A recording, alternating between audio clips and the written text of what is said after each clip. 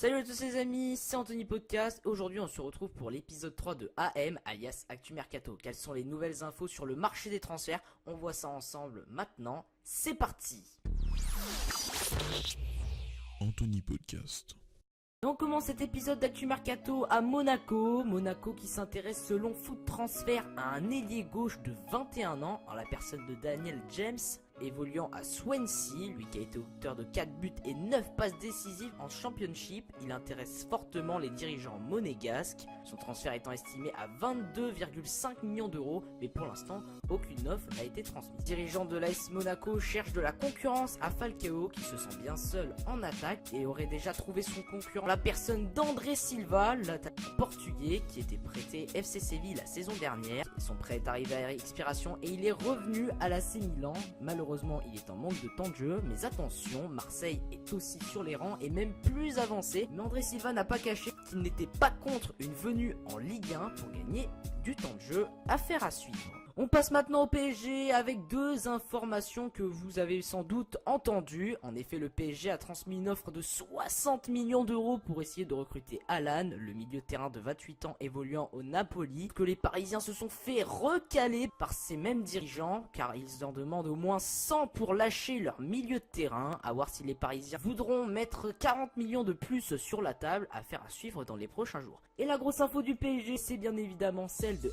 Mbappé. Selon la presse espagnole, Kylian Mbappé aurait été déçu de l'attitude de Thomas Tuchel et de Neymar. Et selon les dernières informations, le père de Kylian Mbappé mettrait tout en œuvre pour que son fils puisse signer au Real Madrid la saison prochaine. À voir dans les prochains jours si cette décision sera définitive. Pour l'instant, je le répète, on est sûr de rien. On passe un rapide tour de France avec des rumeurs, mais aussi des officialisations. Et on commence à Montpellier qui a officialisé l'arrivée de Jean-Louis Gasset en tant qu'entraîneur. Kostas Mitroglou ne retournera pas à Marseille la saison prochaine. Lui, il a annoncé qu'il resterait en Turquie la saison prochaine pour terminer son prêt. Les dirigeants lillois, eux, s'intéressent à Reine Adélaïde, le milieu de terrain d'Angers. On passe en Angleterre avec quelques informations qui devraient sans doute vous intéresser. João Félix qui a été approché par les dirigeants de Manchester United et c'est maintenant Manchester City qui s'est installé dans la course pour recruter la pépite de 18 ans du Benfica. Et Manchester City serait très bien avancé sur ce dossier puisque selon Foot Transfert, ils auraient formulé une offre de 122 millions d'euros pour recruter le futur Cristiano Ronaldo. Mais attention, le Real et l'Atlético sont aussi dans la course pour recruter le jeune portugais. À voir dans les prochains jours ce qu'il va décider, affaire à suivre. Autres informations en Angleterre, Christian Eriksen lui va quitter les Spurs de Tottenham cet été. Il l'a annoncé en disant: je sens que je suis arrivé à un moment de ma carrière où je pourrais essayer quelque chose de nouveau. Le Real Madrid serait le futur club d'Eriksen, alors que Paul Pogba ne devrait finalement pas quitter Manchester United tout de suite, sachant que les dirigeants madrilènes s'écartent de la piste